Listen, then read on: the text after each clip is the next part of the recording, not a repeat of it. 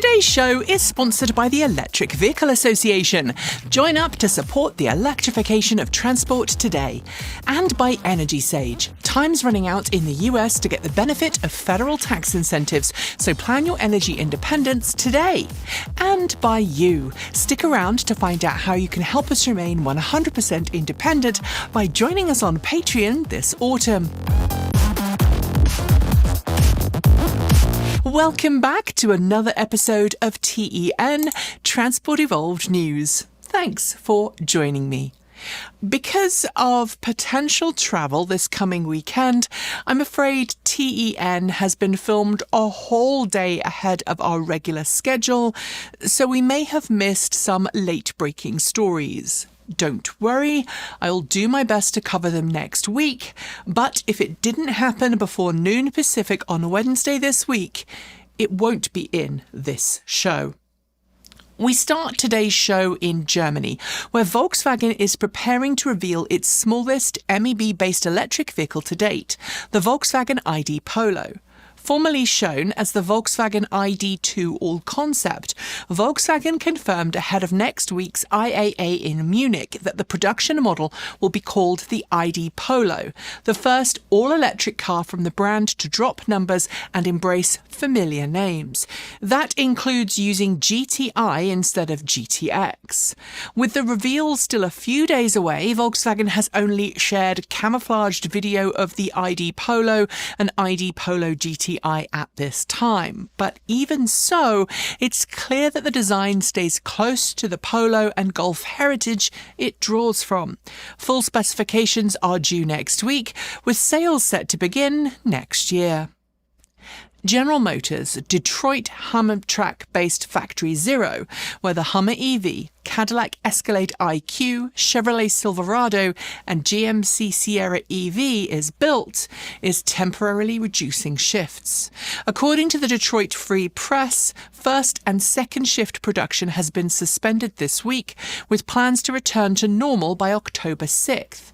GM hasn't offered long-term guidance, but a spokesperson said the company is, quote, making temporary adjustments to production to align with market dynamics, end quote. Those dynamics weren't spelled out, but it's clear GM, like other US automakers, face uncertainty as federal tax credits for EVs expire at the end of this month, and a hostile White House pushes gas guzzlers over clean cars. Notably, just after inauguration, GM announced a major investment in new V8 engine development, hinting at a corporate change of direction. California-based solar EV startup Aptera, which has seen its planned series production date pushed back several times, has filed for direct listing on the NASDAQ stock exchange. The company aims to trade under the ticker SEV. Unlike many smaller EV firms that have gone public via SPAC mergers, Aptera is pursuing the challenging yet more traditional route, issuing Class A and Class B common stock directly, a move that underscores the work it's already done to prepare for series production. The funds raised are expected to help the company take the final steps towards bringing its solar electric car to market. I personally hold a reservation myself, but it's important to be realistic. The company faces serious challenges in reaching full series production, and it remains unclear whether it can overcome them. It's been a challenging year in some markets for Polestar, and this week the company announced a business write-down of $740 million on the Polestar 3. The write-down came alongside second quarter results. Essentially, a write-down occurs when a company acknowledges it does not expect to make a profit on an investment or product, marking it instead as a loss. Polestar posted a second quarter loss of $1.03 billion, largely due to the write-down, even though revenue rose 37% year-over-year to $791 million. Polestar withdrew its 2025 full-year guidance earlier this year and has not issued new projections. The company cited US politics and import tariffs as contributing factors to its difficult performance, leaving its future increasingly uncertain. US startup Slate, backed by Amazon's Jeff Bezos, made headlines earlier this year with its low-cost, no-frills, all-electric, compact pickup truck. Unlike rival Polo, Slate has largely avoided press contact, but this week the company reiterated that even as US federal tax credits expire in less than 4 weeks, some customers may still be able to get an entry-level Slate EV for under $20,000. The exact price depends heavily on the state you live. Some states offer generous EV rebates, but others, like Oregon, have limited funding, meaning a sub-$20,000 purchase is not guaranteed. Like all EV startups, Slate faces significant headwinds, but I hope it succeeds alongside peers such as Polo and Aptera. You either love it or loathe it, but the diminutive Smart ForTwo has a special place in many people's hearts for its compact size, nimble driving, and ability to park almost anywhere. Production of the Smart ForTwo ended last year, and replacement battery packs for the previous generation Smart ForTwo EDs are no longer available from Mercedes-Benz. But this week, we learned that Smart, now jointly owned by Mercedes-Benz and China's Geely, will reveal an all-new electric model late next year called the Smart No. 2. The new model is confirmed as a 2-seat city car, much like the original Swiss-designed Smart. Teaser images suggest a familiar silhouette, though some elements in those images, like a British phone box shadow paired with a mailbox in the foreground, indicate some AI-generated imagery. A few weeks ago, we noted that the US federal government had finally unfrozen NEVI funding previously set aside by President Joe Biden, funding that President Trump had criticized. At the time, we reported that much of the federal guidance on how states should spend the money on EV charging had been removed, cutting requirements on accessibility, equity, and charger spacing. What we didn't notice, but Politico highlighted this week, is a new rule in the remaining NEVI funds. States are encouraged to prioritise sites where the charging operator also owns the property. This is incompatible with most existing charging locations, where operators typically pay ground rent. It disproportionately benefits multinational oil companies that own gas stations, risking more iced, blocked, or vandalised chargers, as I've personally observed, and making EV charging less welcoming, especially in anti-EV states. This year has been particularly challenging for battery startup Northvolt. Its Swedish parent company filed for bankruptcy in March this year, marking one of Sweden's largest corporate failures. Despite these financial troubles, Northvolt North America, the company's Canadian subsidiary, has continued operations. However, this week, the government of Quebec announced it's withdrawing previously agreed support for the $7 billion Canadian facility that Northvolt North America had been promising to build. Quebec had pledged up to $2.9 billion Canadian in financing, with an additional $4.4 billion from Ottawa. With the facility never entering construction and Northvolt North America facing financial strain, Montreal's politicians are now calling for the company to face court-mandated insolvency. Many have watched in dismay as the US government, under President Trump, has repeatedly disrupted climate action policies, eliminating incentives for clean energy in vehicles, banning wind farms, and more.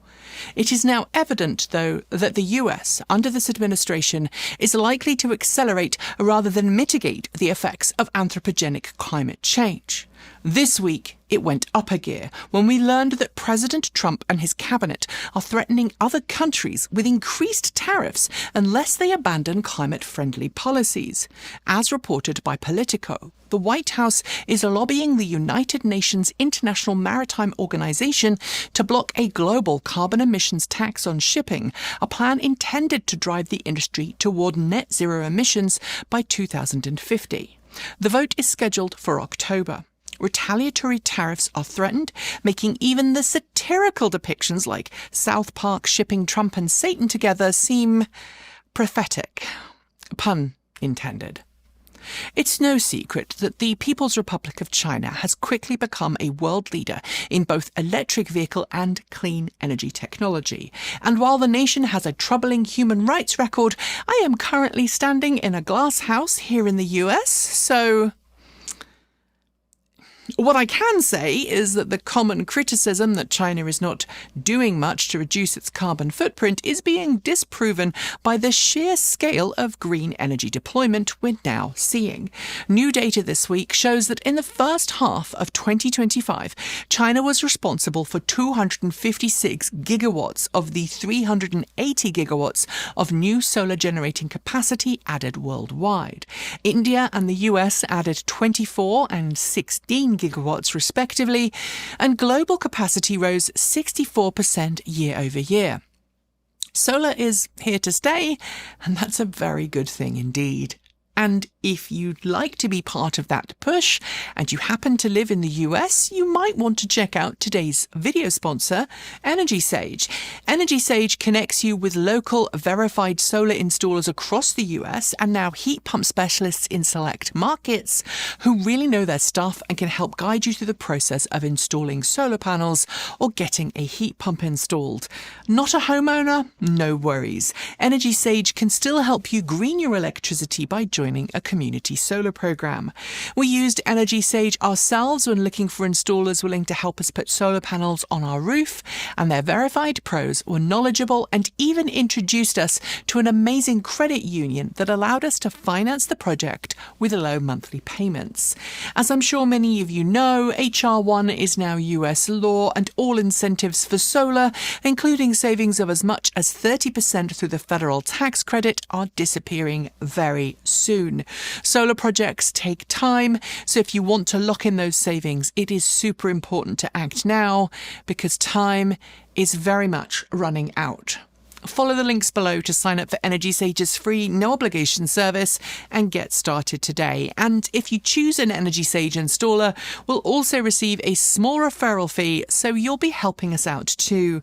Help the grid get greener, save money, gain energy independence, and support this channel. It's a win-win, win-win. We're off to recall reminders now, and as a reminder, full details are on our website if these affect you. Polestar has recalled the Polestar 3 to address missing bolts from manufacturing that can lead to increased risk of bumper detachment. Owners will be notified. 68 cars are affected. Rivian has recalled 23 Rivian R1S and R1T vehicles made this year to address improperly grounded connections inside the high-voltage distribution box. Owners will be notified. And that's it for your recall reminders. Now off to our news shorts, and you'll find links to the covered stories on our website at www.transportevolved.com. Sales figures for August are rolling in, with GM reporting North American EV sales totaling 21,000 units. Its Chevy Equinox and Cadillac Lyriq were both strong sellers. Ford reported 10,671 EVs sold in North America during August, up 19% year over year, but year to date, EV sales remain down. Kia reported just under 4,500 August EV sales, with the EV6 declining in popularity while the EV9 grew. Overall, Kia's EV lineup still trails Hyundai's. Hyundai reported 7,773 sales of the Ioniq 5 in August, sibling to the Kia EV6, while the Ioniq 6 and Ioniq 9 added another 2,000 combined. Meanwhile, Honda posted 9,300 Prologue sales in August, up 80% year over year, helped by attractive deals. Deals like Honda's and the impending end of US federal tax credits for EVs have driven strong sales across the board in recent weeks, with some dealers reporting the best demand they've seen in years. It's IAA in Munich next week, and ahead of its official auto show debut, Audi unveiled a new all-electric concept called the Concept C. It's a two-seat electric coupe that previews a new lower-cost electric lineup, including a new Audi TT EV. BMW Motorrad, meanwhile, is bringing back the quirky and often misunderstood BMW C1 in the form of the all-electric BMW Motorrad Vision CE. If you grew up around the C1, you'll either love it or hate it. Nissan has told suppliers to temporarily cease work on electric crossover programs while it assesses competitiveness and EV market growth opportunities. Its entire EV portfolio for North America could be threatened. Volvo is publicly acknowledging that its EX90 three-row electric SUV is a major headache for the brand as it tries to squish software bugs. The company's CEO apologized to owners this week and promised to do better. SAIC, parent company of MG, has officially launched the MG EV and has officially priced the heavily anticipated semi-solid-state variant known as the Ancien Edition ahead of its launch next year. It will cost 102,800 won.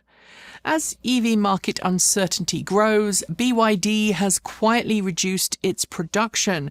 It has done that for a second month in a row. In filings made this week in Hong Kong, its EV production was recorded as falling 3.8% year over year.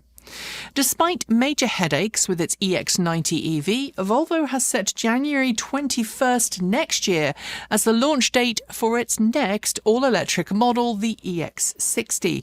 Volvo promises the new mid-size SUV will offer best-in-brand range. A dispute over pass-through models, which force charge point operators to allow customers to pay their local utility, not the charge point operator, for charging, could cause a new German charging program for electric trucks to fail. Operators are unhappy with the business model proposed. NIO has announced it's standardizing its EV lineup to use the same 100 kilowatt-hour long-range battery pack. Doing so actually reduces manufacturing complexity and end-vehicle prices. Fiat in the UK has opened the order books for its all-electric Grande Panda. Starting from £21,035 sterling, the car is due to begin deliveries at the start of November. Porsche has announced a major overhaul of the operating system in its Macan EV. In addition to new phone as a key functionality, it's made major changes to in-car entertainment, route planning and more. LiveWire Motorcycles has drawn attention this week by offering massive discounts on its entire range of electric motorcycles. The full S2 lineup is now up to 2/3 of the price it was just a few weeks back. Volkswagen will pause production of its ID.4 at its Chattanooga facility in Tennessee. The brand says it's making a, quote, market-driven decision, end quote, after ID.4 sales slumped 64% in Q2. Dongfang Electric Corporation in China has officially installed the world's most powerful wind turbine. At 26 megawatts, the new offshore turbine surpasses the previous 21.5 megawatt record holder in Denmark. The CEO of MAN Trucks has been upbeat about electric vehicles in recent years and this week claimed that an MAN electric truck could pay for itself in just 3 years. However, that calculation depends on significant factors such as substantial subsidies from EU member states. A Munich-based developer of electric motors with enhanced cooling called Hyperdrive has announced the completion of its pre-seed investment round. Worth €3 million, the round was very heavily oversubscribed. Mercedes-Benz has given its Dusseldorf plant a new assistance dog, except this one is a robotic inspection pet designed to reduce air leaks and production issues. The dog, called Aris, is a very good boy. Norwegian company Zaptec has launched what it says is the UK's first vehicle-to-grid capable AC charging station. It can operate as a bidirectional charger at up to 22 kilowatts, three-phase AC. Kia has announced pricing for its EV5 crossover SUV in the UK and in South Korea. In the UK, it will start at just under £40,000 sterling, while Koreans will pay 48.55 million Korean won. BMW has confirmed it's preparing production facilities and supply chain for series production of hydrogen fuel cells. The company's first fuel cell vehicle is scheduled to launch in 2028. Researchers at the University of Wisconsin-Madison have developed a new electrochemical method to recover lithium from used lithium iron phosphate (LFP) battery cells. Patents have already been filed. Leapmotor has reportedly delayed European production of its B10 compact SUV at a Stellantis facility in Spain. Local news outlet F News says production is now expected in the third quarter of next year. The UK government has revised its electric car grant, removing higher trim variants of cars that would otherwise qualify. The scheme now imposes a strict price cap of £42,000. Electric bus company Solaris is celebrating its largest order yet, with a new contract from Nobina Sverige AB in Malmö for 180 all-electric Solaris Urbino buses. Claiming that its American customers don't want self-driving cars, Stellantis has halted all development of Level 3 self-driving systems for the US. Norway confirmed this week that its vehicle sales of the month of August saw nearly 14,000 new car registrations, of which 97% were all electric. GM says it anticipates EV sales to dramatically drop as US EV tax incentives end for EVs. After offering what it calls generous EV incentives on top of national and local ones, it says the irrational discounts are about to end, and that translates to lower EV sales. Somerset Council in the UK has announced a new £3.78 million funding pot to help expand EV charging in both urban and rural areas of the county. Many of its residents actually lack off-street charging. Also in the UK, car dealership chain Arnold Clark has announced its own EV incentive programme to help people get behind the wheel, but only for used models, with discounts of up to £750. Bollinger Innovations has announced that it's splitting with Roush Industries in an attempt to streamline production. It plans on building its B4 at company-owned facilities in Mississippi. The UK Prime Minister cannot have an electric Range Rover as his official transportation. That's according to Jaguar Land Rover, which says the EV version cannot meet the required levels of armoured defence. Mercedes-Benz has signed a new deal with LG Energy Solutions to secure supply of 107 gigawatt-hours of battery cells for use in future Mercedes-Benz EVs. The cells are likely large-format cylindrical ones. BYD has sold its 10,000th EV in India. Its first Indian market model was the E6, launched in 2021, and since then the Indian EV market has grown significantly for the brand. Like neighbouring state of California, Arizona is set to expire its HOV access program for EVs at the end of September. Federal funding has been withdrawn for EV HOV lane access, leading to the decision. Toyota has chosen the Czech Republic as home to produce a new electric vehicle. While the name of the model has not been given, the existing production plant will be expanded to make EV battery packs. The Indian government has proposed new tax rules to increase levies on luxury electric vehicles. EVs priced above 40 lakh rupees will face higher taxes, while models priced between 20 and 40 lakh rupees will see additional taxes. And finally, for the news shorts, there's a bit of a crime wave in some parts of Germany, focusing on EV fast chargers. As many local outlets there are reporting, there appears to have been a surge in DC fast charger cable theft, causing a headache for both operators and EV owners alike. And those are your news shorts. There will be more next week. Before we get to our final two stories, I want to just take a moment to talk directly to you. For 15 years, Transport Evolved has been bringing you independent news about cleaner, greener, safer and smarter transportation. 10 of those have been in the US, and through it all, we've stayed true to our mission, covering stories that matter, even when some other outlets pass them by.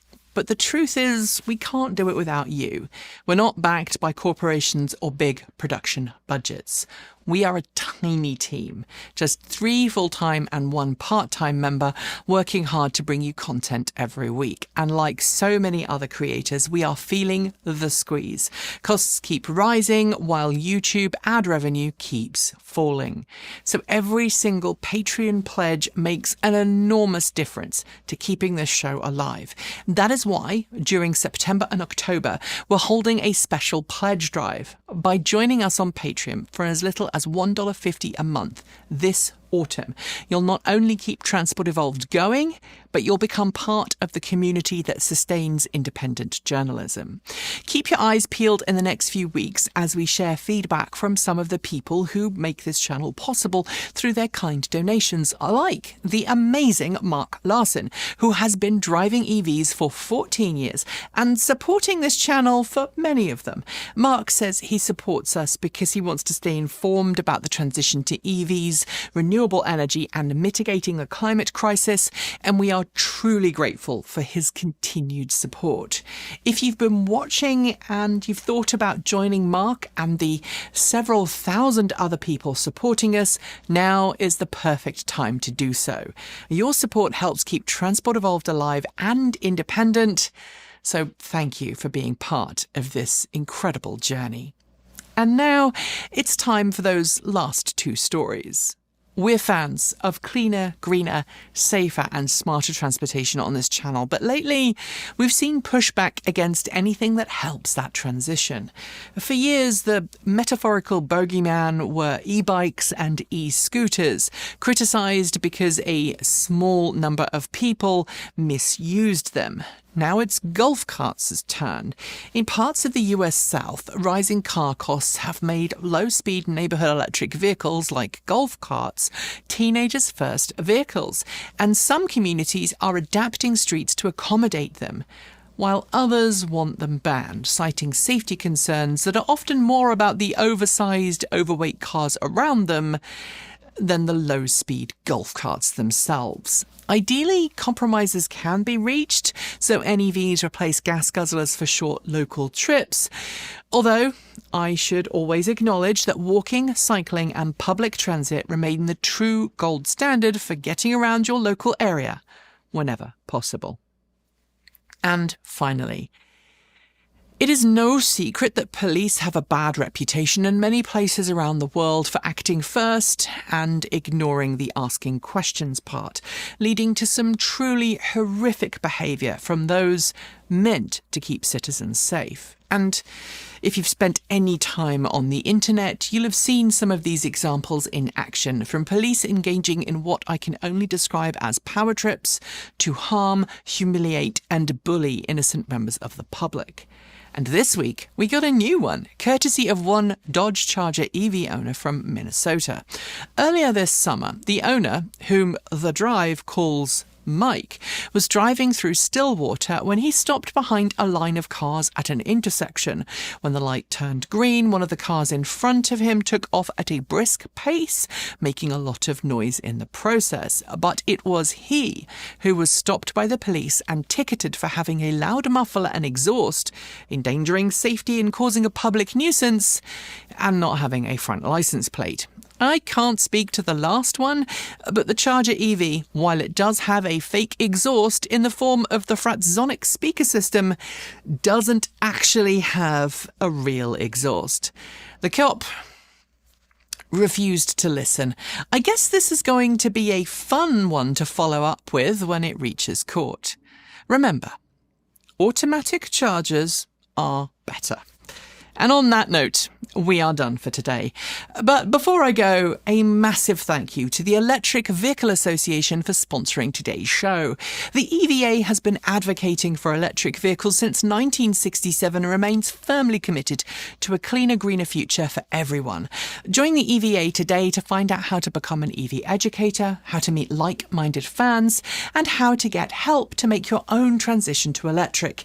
Help that also includes a low-interest loan program designed to help you finance your next step. You can find out more at myeva.org. And thanks to Energy Sage. Follow the link below to plan your own energy independent future before those tax credits vanish. And thanks to you. If you can, please consider supporting us from just $1.50 a month on Patreon. YouTube, in its ultimate wisdom, is now inserting so many ads into long-form content that it's pushing people off the platform, it's turning our content into podcasts without our permission, and it's also diluting the money paid to creators for every ad. And because right now there's not really a good alternative to YouTube, and no, Nebula is unfortunately invite only, which is why we're not on there, Patreon is really our only reliable form of income. If just 400 of our 152,000-ish subscribers who have yet signed up to Patreon did so and committed to the equivalent of a fancy coffee a month, we would be in a much better financial position. And don't forget, if you join Patreon this autumn, you'll also get a special exclusive piece of digital art by the lovely Erin that features the entire team. We publish every Tuesday, Thursday and Saturday on this channel, and every Sunday we drop 2 videos over on Transport Evolved Take 2, which are more informal, behind the scenes in their feeling. And in closing, some very important messages. You are valid, you are loved, and you belong. This week has been another hard one in many different countries around the world for different reasons. From more fallout from last week's mass shooting of innocent victims to then a rising increase of people blaming an entire community for the actions of that one individual to more mass genocide at the hands of a country which believes it has a divine right to let others die. And of course, all of the other horrid things being said and done in the pursuit of enriching a few at the expense of many. And don't even get me started on what Florida announced today to try and get rid of all vaccine mandates. Hate, division, it's not just tolerated right now, it is encouraged by those in power, driven by a lust for cruelty. And I want to remind you, and I know I say it a lot, in these times, kindness and empathy become acts of radical resistance. Empathy is not a weakness. It is a skill we must nurture and regularly practice to hold on to our shared humanity. As I always say, I also want to remind you that it is okay to take time off if you need to unplug, to get outside, bury yourself in a good book. Dungeon Crawler Carl is a good one.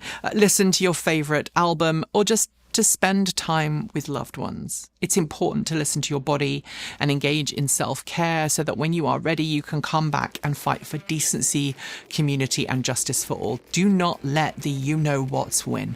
Embrace your awesomeness and let that light shine. Finally, wherever you are, whoever you love, you're not alone. Be an ally, be kind, be that positive change you want to see in the world. And please, for the sake of everyone's future, don't let hate or ignorance win. As always, keep evolving.